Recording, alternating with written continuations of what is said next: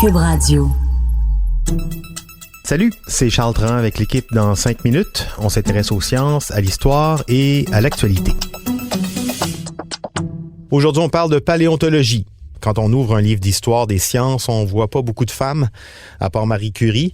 Mais il y en a d'autres, c'est juste qu'on les a pas vraiment trop considérées. Pourtant, beaucoup d'entre elles ont eu des rôles essentiels dans le développement de certaines disciplines. C'est le cas d'une paléontologue, Mary Anning, une Anglaise qui n'a jamais eu la reconnaissance qu'elle aurait dû avoir. Vanessa Destinée nous raconte son parcours.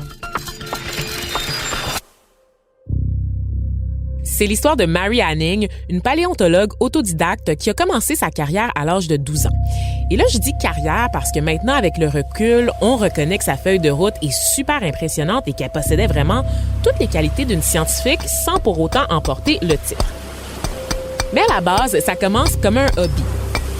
Marie a découvert son premier fossile, les restes d'un ichthyosaure, une espèce de poisson-lézard long de 9 mètres, au hasard d'une promenade sur la plage. Mais là, on va revenir à ses débuts.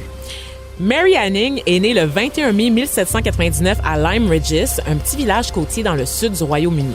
Sa famille n'est pas très riche, le père est ébéniste et il joue aussi à la chasse aux fossiles pour se faire quelques bidous sur le côté. Faut comprendre qu'à l'époque, la grosse mode est aux collections, celle des papillons, celle des crânes d'animaux exotiques, etc. Il y a des gens qui sont prêts à payer des sommes assez considérables pour mettre la main sur les vestiges de la préhistoire et ça inclut les autres dinosaures.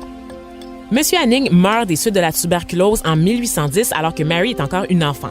Avec son frère Joseph, ils se mettent en tête de continuer la recherche et la collecte de fossiles pour subvenir à leurs besoins. Les découvertes sont assez impressionnantes et vont bientôt attirer l'attention des scientifiques qui s'intéressent de plus en plus à l'histoire et à la biologie derrière les autres dinosaures, chose qu'on faisait pas nécessairement avant parce que la paléontologie, c'était pas encore la science que l'on connaît aujourd'hui. La famille éprouve des difficultés financières vers 1820, mais de riches acheteurs comme Thomas Burke reconnaissent l'œil et le talent de Mary pour les découvertes de fossiles et décident de leur venir en aide. C'est une façon, de remercier les Annings pour l'apport fait à la science, parce qu'en plus de collectionneurs, ils attirent l'attention des scientifiques avec leurs découvertes. Pour la petite histoire, Thomas Burke, c'est un historien et un théologien britannique. C'est aussi l'un des premiers administrateurs du British Museum, un grand musée d'histoire naturelle. Et donc, Mary Anning a pu continuer sa collecte de fossiles. Elle a découvert 2 squelettes de plésiosaures en 4 ans. C'est elle, qui supervise les travailleurs dépêchés par les chercheurs pour récupérer les ossements. Elle est tellement appliquée dans ses méthodes d'exhumation de squelettes qu'elle reçoit les fleurs de la communauté scientifique. Voici comment on la décrivait. Cette jeune Anglaise, par son zèle et son intelligence, a su créer avec ses objets un commerce aussi utile pour la science qu'il est honorable et lucratif pour elle. Elle nous a permis de prendre un dessin que nous nous sommes empressés de transmettre parce que c'est ce qu'on faisait à l'époque. On récupérait les os, on en faisait des dessins pour comprendre la biologie et la structure des dinosaures. L'ichthyosaure qu'il représente est presque complet et il avait au moins 12 pieds de longueur, des dents très fines et très courtes sur des mâchoires grêles, étroites, longues de plus de 2 pieds. Donc, vous voyez, ça a vraiment servi à la science. Quelques années plus tard, en 1828, Mary va découvrir le squelette d'un ptérosaure, un reptile volant, le premier spécimen trouvé en dehors de l'Allemagne. Dans les hautes sphères, on lui lance des fleurs, sauf qu'en termes de reconnaissance populaire, son nom n'est jamais mentionné. On ne lui attribue rien. Pourquoi? Parce que c'est une femme, parce qu'elle est pauvre et peu éduquée. Ça demeure une inconnue aux yeux du grand public et qui aujourd'hui peut se targuer d'avoir déjà entendu parler de Mary Anning à l'école. Bruit de criquet.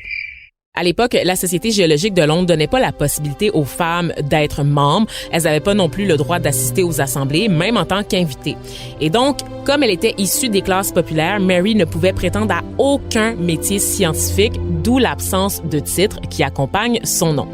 Malgré tout, elle a quand même reçu le respect de ses pairs en 1830 lorsque la British Association for the Advancement of Science lui a donné une rente annuelle grâce à la bienveillance de certains de ses amis qui s'étaient fait dans le milieu, donc des paléontologues, des géologues également.